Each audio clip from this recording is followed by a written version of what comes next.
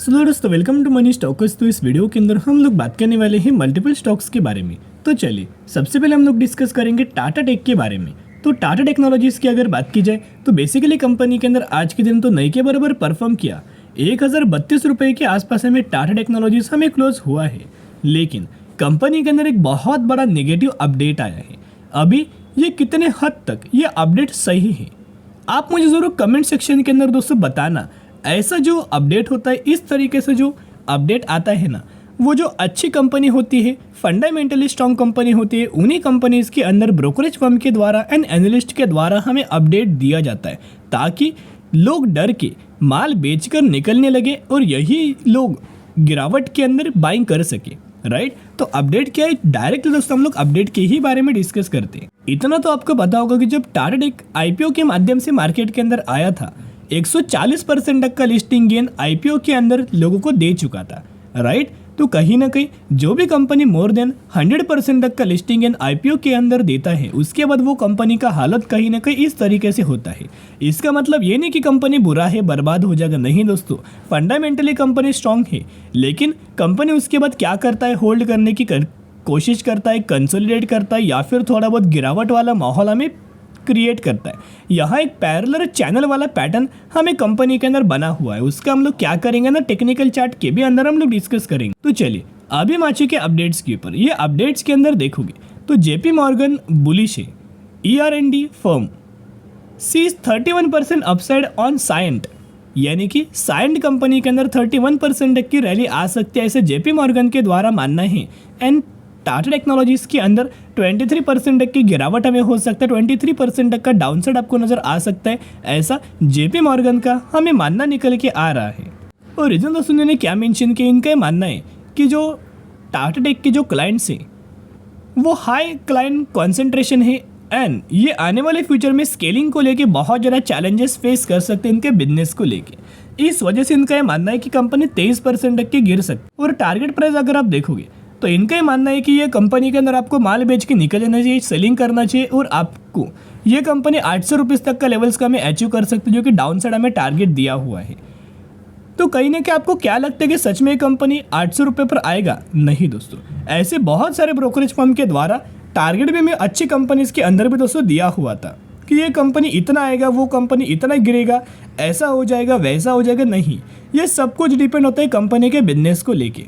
अभी क्या है ना, मैं आपके साथ कंपनी का बिजनेस डेटा शेयर करना चाहूँगा, और ताकि आपको समझ में आएगा कितना ज़्यादा कंपनी के अंदर पोटेंशियल है, कितना ज़्यादा स्कोप है, और कितना ज़्यादा कंपनी फंडामेंटली स्ट्रांग है। स्पेशली ऐसी खबर को आप क्या करना, इग्नोर करना, बिल्कुल भी खबर के ऊपर ध्यान मत देना। और जो अच्छी कंपनी है जैसे कि टाटा टेक्नोलॉजी जैसी, वैसी कंपनी के अंदर आप माल बाइंग करके होल्ड कर लेना। और अगर बाय चांस कंपनी गिरता भी है तो बाइंग करने का एक और बार हमें अपॉर्चुनिटीज मिलेगा, तो और ज़्यादा आप एवरेज आउट भी कर सकते हो, ताकि इतना ज़्यादा आपको एवरेज आउट होगा, उतना जब कंपनी रिकवरी करेगा, तेजी आएगा, सबसे ज़्यादा बेनिफिट आप ही को मिलेगा।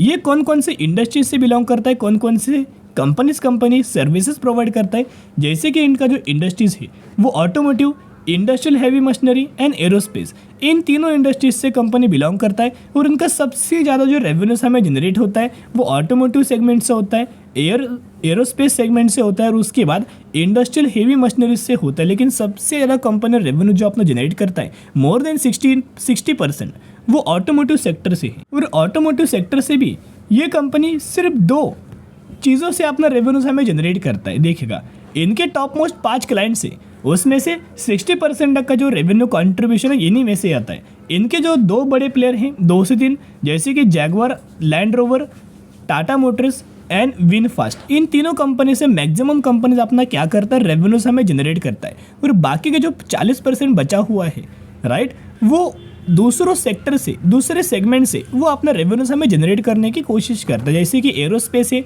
एंड इंडस्ट्रियल हेवी मशीनरीज है। कंपनी का अगर आप रेवेन्यूज बाइफरिकेशन देखोगे तो बेसिकली सर्विस प्रोवाइड करने से ये कंपनी 80% तक का रेवेन्यू जनरेट करता है, टेक्नोलॉजी सॉल्यूशन प्रोवाइड करने के लिए 20% तक का रेवेन्यूज हमें जनरेट करता है। उसके साथ साथ इनका अगर आप देखोगे कहाँ से, कौन से कंट्री से ज़्यादा रेवेन्यूज हमें कंपनी का जनरेट होता है, तो यहाँ अगर आप देखोगे तो इंडिया से कंपनी क्या करता है, 30% तक का रेवेन्यूज, यूके से 19.5, नॉर्थ कोरिया से 21.5, रेस्ट ऑफ द वर्ल्ड से 3%, and rest of the Europe से 3% है, and rest of the world से 26% है। और ये कंपनी के क्लाइंट्स को अगर आप ऑब्जर्व करके चलेंगे तो आप देख सकते हो Tata Motors, Jaguar, Airbus, McLaren, Honda, Ford and Copper Standard, ये बड़े बड़े कंपनी के हमें क्लाइंट्स देखने को मिल रहे। उन्हीं क्लाइंट्स को ये ज़्यादा से ज़्यादा अपना सर्विसेज हमें प्रोवाइड करता है। एंड एरोस्पेस सेगमेंट्स के अंदर कंपनी क्या करता है, engineering services, cabin interiors and ST engineering, इतने सारे सर्विसेज प्रोवाइड करता है। और इनका रेवेन्यूज और प्रॉफिट्स भी अगर आप चेकआउट करेंगे तो जो कंपनी का प्रॉफिट्स है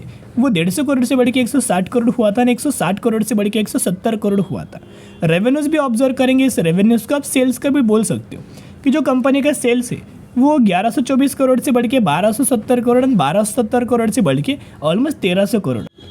तो जितने सारे पॉजिटिव अपडेट्स से हमने बात किया, नेगेटिव अपडेट्स से हमने बात किया, अभी आपको क्या लगता है कि ये कंपनी क्या बुरा है? नहीं दोस्तों, फंडामेंटली कंपनी बहुत ज़्यादा स्ट्रांग है और आने वाले सालों के अंदर इसका जो हमें टारगेट दोस्तों दिया गया है, तो टाटा टेक का जो टारगेट है, इनका मानना है कि एवरेजली कंपनी का टारगेट 1450 रुपये के आसपास नजर आ सकता है, क्योंकि एनालिस्ट के द्वारा एक रेंज के अंदर टारगेट दिया गया था कि 1300 रुपये से लेकर 1600 रुपये तक का टारगेट कंपनी अचीव कर सकता है, ये 1700 रुपये भी कंपनी अचीव कर सकता है। ऐसी बातें नहीं कि ब्रोकरेज फर्म ने टारगेट दिया और वो सिर्फ उतना टारगेट अचीव करेगा, उससे भी कई गुना टारगेट्स हमें कंपनी अचीव करने का उतना ज़्यादा में कैपेबल है। अभी अगर आप कंपनी का टेक्निकल चार्ट को एनालाइज करके चलेंगे तो एक पैरेलल चैनल वाला एक फॉर्मेशन हुआ, आप देख सकते हो। लगातार कंपनी क्या कर रहा है, अच्छे खासा होल्ड करने की कोशिश कर रहा है, लगातार हमें डाउन ट्रेंड के अंदर कंपनी चल रहा है और यही पैरेलल चैनल के अंदर सपोर्ट रेजिस्टेंस लेके ही कंपनी में ट्रेड करने की कोशिश किया जा रहा है। यहाँ आप ऑब्जर्व करके चलना, ऊपर से लगातार कंपनी रेजिस्टेंस यही पैरेलल चैनल को ले रहा है और नीचे से एक सपोर्ट यही चैनल के ऊपर कंपनी ले रहा है।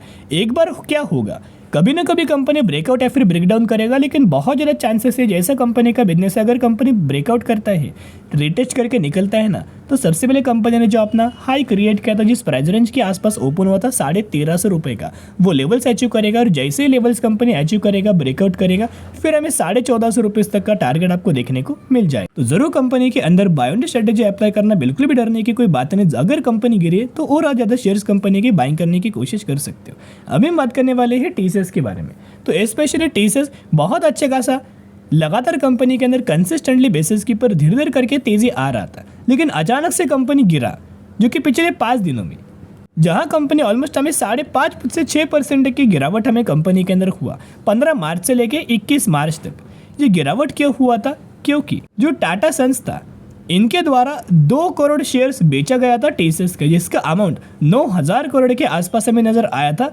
और इसका जो बेचने वाला जो प्राइस हमें दिया गया था ना, डाउनसाइड 4% का दिया गया था। इसी वजह से 3 से 4% का फॉल हमें टीसीएस के अंदर नजर आया। अभी जो फॉल हुआ इसका मतलब क्या है कि कंपनी डूब जाएगी? नहीं, कंपनी निवेश करने का बढ़िया मौका मिलेगा, क्योंकि ऐसे डिप्स के अंदर म्यूचुअल फंड्स के द्वारा, फॉरेन इन्वेस्टर्स के द्वारा एंड डोमेस्टिक इन्वेस्टर्स के द्वारा माल को खरीदारी किया जाता है। स्पेशली ये कंपनी हमें एआई के अंदर फोकस कर रही है, आर्टिफिशियल इंटेलिजेंस के अंदर काम कर रहे, रिक्रूट भी कर रही है और अच्छा खासा डिमांड भी कंपनी को आने वाले सालों में बढ़ने वाला है। उस हिसाब से ऑर्डर भी कंपनी को मिलेगा और अगर ये ऑर्डर एआई के अंदर कंपनी फुलफिल करेगा तो सबसे ज़्यादा बेनिफिट्स हमें वही कंपनी को नजर आएगा। तो टीसीएस के द्वारा जो पिछले 6 महीने का चार्ट को अगर आप ऑब्जर्व करेंगे तो अभी करंट बेसिस के ऊपर जिस फेज के अंदर कंपनी ट्रेड कर रहा है वो एक कंसोलिडेशन वाला फेज है। नीचे से लगातार कंपनी सपोर्ट ले रहा है, ऊपर से लगातार कंपनी रेजिस्टेंस ले रहा है। ये बहुत अच्छी खासी बात है। करंटली टीसीएस ये सपोर्ट लेवल के ऊपर हमें ट्रेड करने की कोशिश कर रहा है। जितना कंपनी गिरे ना उतना खरीदारी करना है, क्योंकि एक बार ये बॉक्स को अगर ब्रेकआउट करते हैं तो 4500 रुपये तक का टारगेट इजीली हमें टीसीएस ये कंपनी अचीव करके देगा। आज के दिन एक और खबर आया था टीसीएस के अंदर, जो कि आप डेट कंफर्म करना 21 मार्च एंड 4:30 बजे, यानी कि 4:27 के आसपास ये अपडेट आया था। ये अपडेट क्या है? TCS sign 7-year deal with Denmark based IT firm Ramboll, यानी कि जो डील हमें साइन हुआ है, जो पार्टनरशिप हुआ है, वो 7 सालों के लिए डील हुआ है, यानी कि 7 सालों की ये कंपनी काम करेगा। तो यहाँ अगर आप ऑब्जर्व करके चलेंगे, जो भी कंपनी एक दूसरे के साथ पार्टनरशिप करता है, दोनों कंपनियों को विन विन सिचुएशन के हिसाब से आने वाले फ्यूचर में हमें दोस्तों बेनिफिट्स मिलता है। तो ये कंपनी को भी लॉन्ग टर्म के अंदर बेनिफिट्स मिलेगा।